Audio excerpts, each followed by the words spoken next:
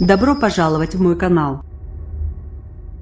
Un numéro vert a été mis en place 08 00 36 32 68. Le petit garçon, alimenté par sonde gastrique et voie intraveineuse, a été enlevé vendredi entre 18h30 et 19h à l'hôpital Purpan à Toulouse, par son père, un homme de 33 ans, a indiqué le parquet de la ville. Le bébé souffre d'une pathologie nécessitant la poursuite de soins immédiats. Son pronostic vital est engagé à défaut de recevoir ces derniers dans les plus brefs délais, poursuit le parquet dans un communiqué. Le père de l'enfant est un homme grand, mince, porteur d'une barbe fournie et de cheveux longs bouclés brun à noir.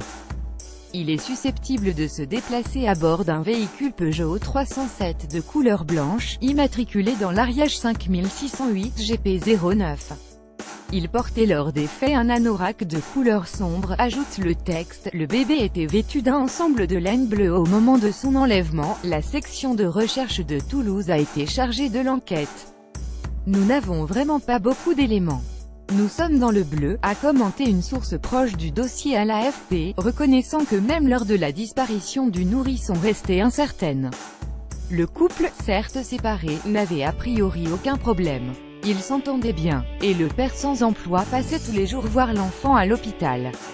Ce fut le cas vendredi, où le bébé a été vu avec son père toute la journée selon Anne Ferré, la directrice générale du CHU de Purpan. Incompréhensible, nous ne sommes pas dans le cas d'une volonté de soustraction d'un enfant par un parent, a estimé cette source proche du dossier, ce qui rend cet enlèvement d'autant plus incompréhensible. L'heure de la disparition est incertaine.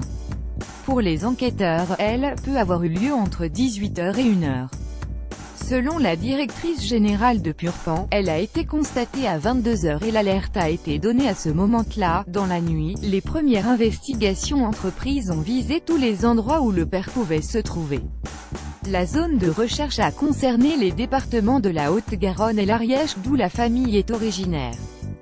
Depuis, elle a été étendue, ce n'est quoi après avoir fait chou blanc partout, selon la formule de cette source, que l'inquiétude est née et que le parquet et les enquêteurs ont décidé de déclencher une procédure d'alerte enlèvement, au CHU de Toulouse, où Tizio avait été transféré le 26 décembre en provenance d'un établissement voisin. L'inquiétude de l'équipe médicale grandit.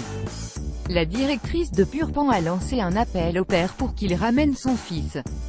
Je souhaite m'adresser à Brendan, le papa de Tizio, lui rappeler la gravité de l'état de son fils, que ses jours sont en danger et l'impérieuse nécessité de ramener son petit garçon dans un service d'urgence, le plus proche d'où il se trouve, a-t-elle déclaré aux médias. L'équipe médicale est prête à l'accueil de Tizio, ou venir le chercher où qu'il se trouve en toute sécurité sur simple appel au 15, a ajouté Madame Ferré. Le plan alerte enlèvement, mis en place en France en février 2006, a déjà été déclenché 21 fois avant l'enlèvement de Tizio. Les enfants ont toujours été retrouvés sains et saufs, même si dans 2 cas, il a fallu plusieurs semaines pour y parvenir.